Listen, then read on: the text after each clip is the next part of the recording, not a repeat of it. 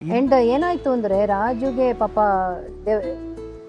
People were expecting him to suddenly come to my dad's level.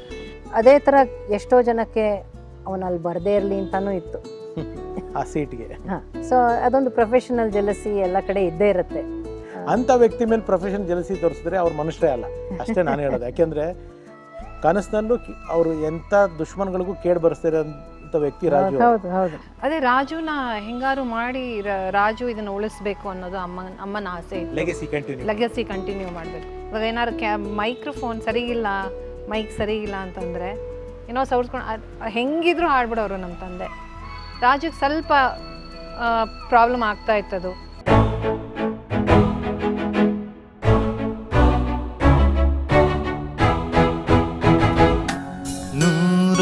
ನೂರೊಂದು ನೆನಪು.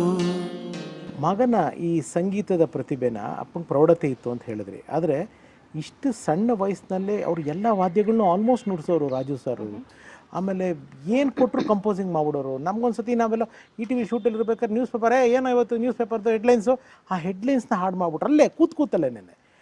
ಆ talent ಇದು. ಈ ಒಂದು ಸುಪ್ರಿಮಿಸಿ, ಈ ಒಂದು ಏನು ಹೇಳ್ತಾರೆ ಎಕ್ಸ್ಟ್ರಾ ಟ್ಯಾಲೆಂಟ್ಗಳ ಬಗ್ಗೆ ಅನಂತ ಸ್ವಾಮಿ ಸರ್ಗೆ ಪ್ರೌಢತೆ ಜೊತೆಗೆ ನನ್ನ ಮಗ ಮುಂದಕ್ಕೆ ಈ ಉದ್ಯಮದಲ್ಲಿ ಏನೋ ಆಗ್ತಾನೆ ಅನ್ನೋ ನಿರೀಕ್ಷೆಗಳು ಇತ್ತಾ ಅವ್ರಿಗೆ? I mean he had lot of ಇದು hopes for Raju. He knew that Raju will become something.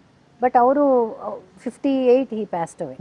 ಅವಾಗ ರಾಜು ಇನ್ನೂ ಮೂವೀಸಲ್ಲಿ ಮಾಡಿರಲಿಲ್ಲ ಅನ್ಸುತ್ತೆ ಅಲ್ಲ? ಇನ್ಯಾವುದು ಮೂವೀಸ್ಗೆ ಇನ್ನೂ ಎಂಟ್ರಿ ಕೊಟ್ಟಿರಲಿಲ್ಲ.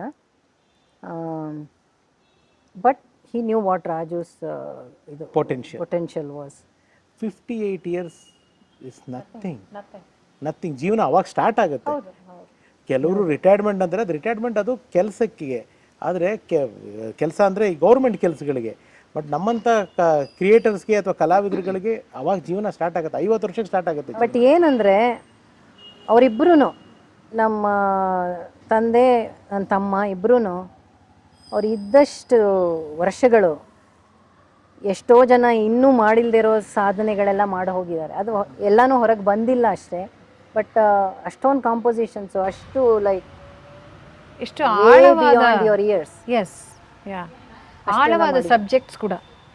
ನೀವು ಪೂತಿ ನರಸಿಂಹಾಚಾರ್ಯ ಕವನಗಳು, ಲಕ್ಷ್ಮೀನಾರಾಯಣ ಭಟ್ರ ಕವನಗಳು, ಅದೆಲ್ಲ ಎಷ್ಟು ಆಳವಾಗಿದೆ ಆ ಮೀನಿಂಗು ಒಂದೊಂದು ಪದ್ಯದ್ದು.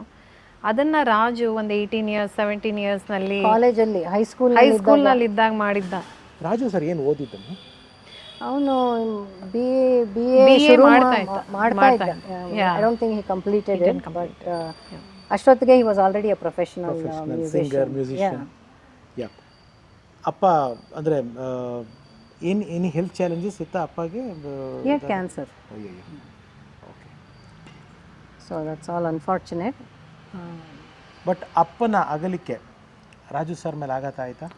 ತುಂಬಾ ನಮ್ಮೆಲ್ರಿಗೂ ಆಯ್ತು. ಅಫ್ಕೋರ್ಸ್ ನಿಮ್ದು ನಾನು ಮಾತಾಡ್ತೇನೆ. ಅವನಿಗೂ ತುಂಬಾ ಆಯ್ತು. ಅಂಡ್ ಏನಾಯ್ತು ಅಂದ್ರೆ ರಾಜುಗೆ ಪಾಪ people were expecting him to suddenly come to my dad's level. ಅದೊಂದು ಎಕ್ಸ್ಪೆಕ್ಟೇಷನ್ ಇತ್ತು. ಬಿಕಾಸ್ ಜನಗಳಿಗೂ ಗೊತ್ತಿತ್ತು ರಾಜು ತುಂಬ ಚೆನ್ನಾಗಿ ಹಾಡ್ತಾನೆ ಇದು ಅಂತ.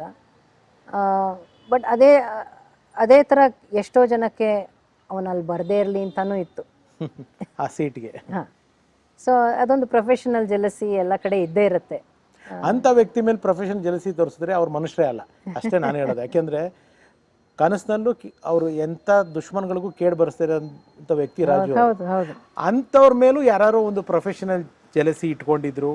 ಇವರು ಅವ್ರ ತಂದೆ ಹಾದಿಗೆ ಮುಂದುವರ್ಕೊಂಡು ಹೋಗಬಾರ್ದು ಅಂದ್ಕೊಂಡವರು ಅವ್ರು ಯಾರೇ ಇರಲಿ ಮನುಷ್ಯರೇ ಅಲ್ಲ ಅಷ್ಟೇ ಒಂದು ನಾನು ಹೇಳೋದು. ಅದ್ರ ಬಗ್ಗೆ ಬೇಡ ಯಾರು ಏನು ಯಾಕೆ ಏನು, that is out of the point. Speak negative, will speak about what good things they did. yes. ನಿಮ್ಮ ಮದುವೆ ಆಗಿತ್ತಮ್ಮ ಅವಾಗ? ನಂಗೆ ಮದುವೆ ಆಗಿತ್ತು, ಅಕ್ಕಗೂ ಮದುವೆ ಆಗಿತ್ತು, ನಿಮಗೂ ಮದುವೆ ಆಗಿತ್ತು. ಬಟ್ ಅಮ್ಮ ಇಲ್ಲಿ ಅಮ್ಮ ಅವಾಗ ಇನ್ನೂ ಕೆಲಸ ಮಾಡ್ತಾರೆ. She was still employed. ಇಲ್ಲ, ನಾನು ಅದೇ ಹೇಳಕ್ ಬಂದಿದ್ದೆ. ಅಷ್ಟು ಪ್ರೀತಿಸಿ ಮದುವೆ ಆದಂಥ ಒಂದು ಸೋಲು ಡಿಪಾರ್ಟ್ ಆದಮೇಲೆ ಆಟೋಮೆಟಿಕ್ ಆಗಿ ಒಬ್ಬ ಮಗಂದು ಒಬ್ಬ ಮಗಳದು ನಿಮ್ದು ಅಫ್ಕೋರ್ಸ್ ರೆಸ್ಪಾನ್ಸಿಬಿಲಿಟಿ ಮದುವೆ ಅನ್ನೋದ್ರ ಮೂಲಕ ಮುಗಿದಿದ್ರು. ಬೇರೆ ಮಗಳದ ರೆಸ್ಪಾನ್ಸಿಬಿಲಿಟಿ ಇತ್ತು. ಒಂದು ಲೇಡಿ ಒಂದು ಸಿಂಗಲ್ ಶೇರ್ ಥರ ಆ ಗೂಡನ್ನ ಭದ್ರ ಮಾಡ್ಕೊಂಡು ಹೋದ್ರು ಆ ಕಟ್ಟೋದು. ಆ ಚಾಲೆಂಜಸ್ ಬಗ್ಗೆ ಯಾಕೆಂದ್ರೆ ನೀವಿದ್ರಿ ಅಮ್ಮ ಜೊತೆಗೆ ಹೇಳೋದಾಯ್ತು ಅಂತಂದ್ರೆ ಆ, ಅದೇ ರಾಜುನ ಹೆಂಗಾರು ಮಾಡಿ ರಾಜು ಇದನ್ನು ಉಳಿಸ್ಬೇಕು ಅನ್ನೋದು ಅಮ್ಮನ ಆಸೆ ಇತ್ತು. ಲೆಗಸಿ ಕಂಟಿನ್ಯೂ ಮಾಡಬೇಕು. ಅವ್ರು ಆ್ಯಕ್ಚುಲಿ ವಾಲಂಟ್ರಿ ರಿಟೈರ್ಮೆಂಟ್ ತೊಗೊಂಡ್ಬಿಟ್ರು. ವಿ ಆರ್ ಎಸ್ ತೊಗೊಂಡು ರಾಜು ಎಲ್ಲಿ ಪ್ರೋಗ್ರಾಮ್ಗೆ ಹೋಗ್ತಾನೋ ಅಲ್ಲೆಲ್ಲ ಆದಷ್ಟು ಬರೋರು. ಅಂದರೆ ನಾನು ಹಾಡ್ತಾ ಇದ್ದೆ. ಸೊ ಸುನೀತಂಗೆ ಮದುವೆ ಆದಮೇಲೆ ನಾನು ನಮ್ಮ ತಂದೆ ಜೊತೆ ಹಾಡೋಕ್ಕೆ ಶುರು ಮಾಡಿದೆ. ಸೊ ಅದೇ ಸುನೀತಾನೇ ಒಂದು ಹಾಡನ್ನ ಕಂಪೋಸ್ ಮಾಡಿ ನಮ್ಮ ತಂದೆಗೆ ನಾನು ಹಾಡ್ತೀನಿ ಅಂತಾನೆ ಗೊತ್ತಿಲ್ಲ. ಯಾಕೆಂದರೆ ಐ ವಾಸ್ ಎ ಡ್ಯಾನ್ಸರ್. ನಾನು ಭರತನಾಟ್ಯಂ ಕಲಿತಾ ಇದ್ದೆ, ಕಾರ್ಯಕ್ರಮಗಳು ಕೊಡ್ತಾ ಇದ್ದೆ.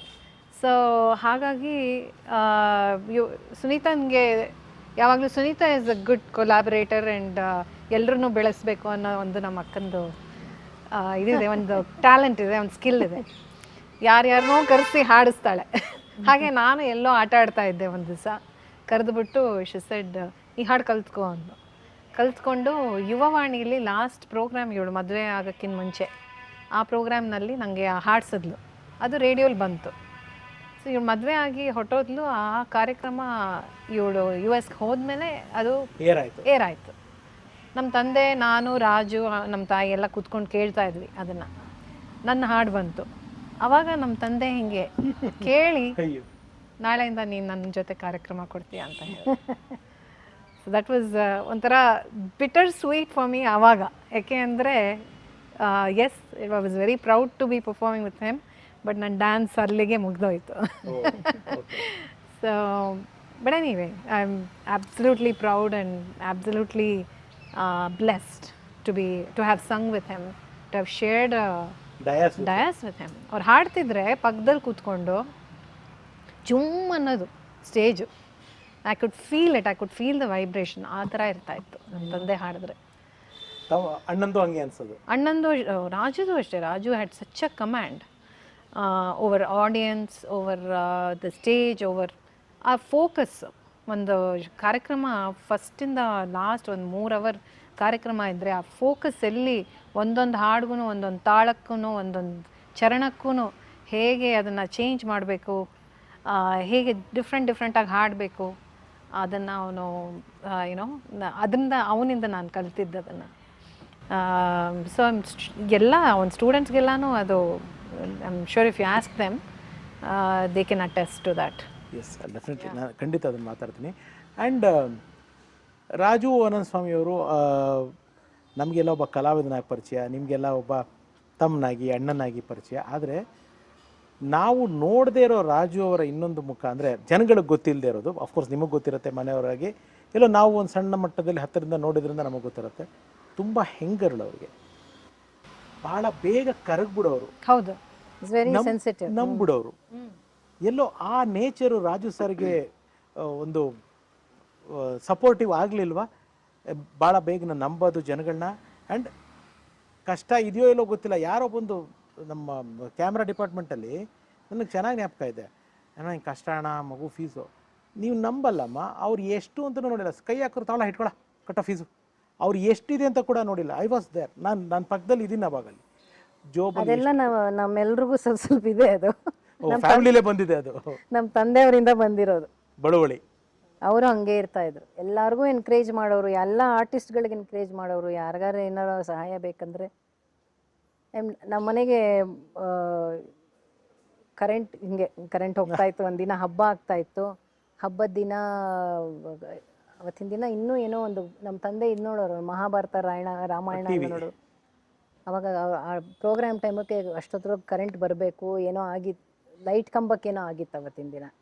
ಆವಾಗ KBನವ್ರನ್ನ ಕರೆಸ್ಬಿಟ್ಟು ಸ್ವಲ್ಪ ದಯವಿಟ್ಟು ಮಾಡಿಕೊಡಿ ಸರ್ ಅಂತ ಹೇಳಿ, ಆಮೇಲೆ ಅವತ್ತು ಹಬ್ಬ ಕೂಡ ಆಗಿತ್ತು. ಅದೆಲ್ಲ ರಿಪೇರಿ ಆದಮೇಲೆ ಅವ್ರನ್ನೆಲ್ಲ ಮನೆಗೆ ಕರೆದು 3 ಜನ ಬಂದಿದ್ದರು ರಿಪೇರಿ ಮಾಡೋಕ್ಕೆ. ಕೂಡಿಸ್ಬಿಟ್ಟು ಅವ್ರಿಗೆಲ್ಲ ಹಬ್ಬದ ದಿನ ಬಂದಿದ್ದಾರೆ ಅಂದ್ಬಿಟ್ಟು ಅವ್ರಿಗೆಲ್ಲ ಊಟ ಹಾಕಿಸಿ ಕಳಿಸಿದ್ರು. ಅನ್ನ ಹಾಕಿದ ಮನೆ ಯಾವತ್ತೂ ಆ ಮನೆ ಚೆನ್ನಾಗೇ ಇರುತ್ತೆ. ನಿಜವಾಗ್ಲೂ ಅನ್ನ ಹಾಕಿದ ಮನೆ 100 ಕಾಲಕ್ಕೆ. ಆ ಥರ ಇರೋರು ನಮ್ಮ ತಂದೆ. ರಾಜು ಅವ್ರಿಗೂ ಕೋಪ ಬರೋದ? ಅವ್ರಿಗೂ ಸಿಟ್ಟಿತ್ತ? ಇಬ್ರಿಗೂ, ನಮ್ಗಳಿಗೂ ಕೋಪ. ನಮ್ಮ ತಂದೆಗೆ ನೋಡಿದ್ರೆ ಹಂಗೆ ಅನ್ಸಲ್ವಲ್ಲ? ಆ್ಯಕ್ಚುಲಿ ನಾನು ಅಷ್ಟು ನೋಡಿಲ್ದೇ ಇರ್ಬೋದೇನೋ, ಆದರೆ ಸವರ್ಸ್ಕೊಂಡು ಹೋಗೋರು. ಇವಾಗ ಏನಾದ್ರು ಮೈಕ್ರೋಫೋನ್ ಮೈಕ್ ಸರಿಗಿಲ್ಲ ಅಂತಂದರೆ ಏನೋ ಸವರ್ಸ್ಕೊಂಡು ಹೆಂಗಿದ್ರು ಹಾಡ್ಬಿಡೋರು ನಮ್ಮ ತಂದೆ. ರಾಜುಗೆ ಸ್ವಲ್ಪ ಪ್ರಾಬ್ಲಮ್ ಆಗ್ತಾ ಇತ್ತದು.